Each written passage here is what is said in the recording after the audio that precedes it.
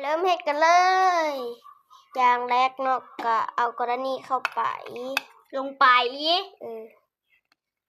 มันจับยากนี่ทุกคนว่าตอนกินเฮายังสิมาทายให้เบิ่งเด้อแม่แต่อย่าเฮ็ดซอยกัน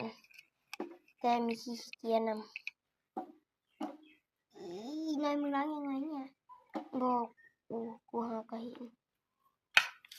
ทิ่มตีละ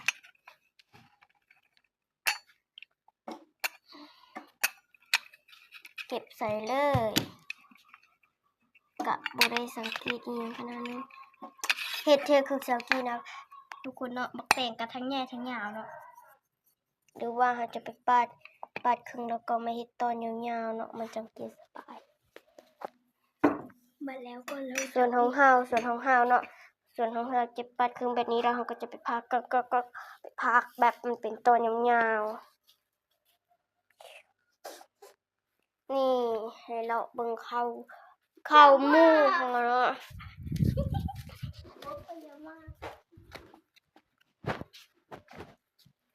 นี่คือสีหน้าที่จะหาต้มเสร็จแล้ว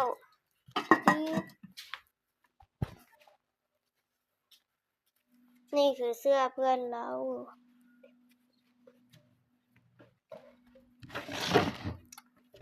นี่เอาเลยขึ้นมาเบื้องหน้ากูนี่3 อันโคตรงามเลยอันนี้มันจะเป็นอันใหญ่สุดๆเลยมันจะยืดแบบนี้แล้วอันน้อยมันก็สิยืดคือกันแล้วอันน้อยๆนี่มันก็ยืดจังหน่อยแต่ว่าหักบ่ได้ยืดขนาดนั้นงามดีเนาะผมโคตรหลายตัวหักบ่ฮอด20 อันเยอะกาย20 อันนะทุกคนเนาะเยอะมากหลายคักเนาะนี่ตุ๊กตาเธอน่ะเห็นเธอน่ะเป็นตุ๊กตาบาร์บี้โอ้นี้เนาะ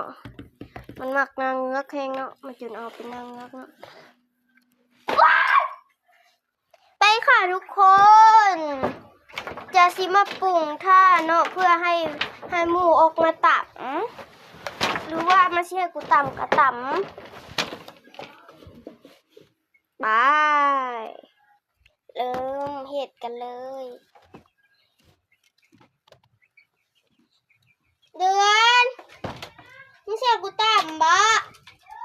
เคนี่คน อันนี้ก็อยู่บ้านเพื่อนนะคะตอนนี้เพื่อนเรา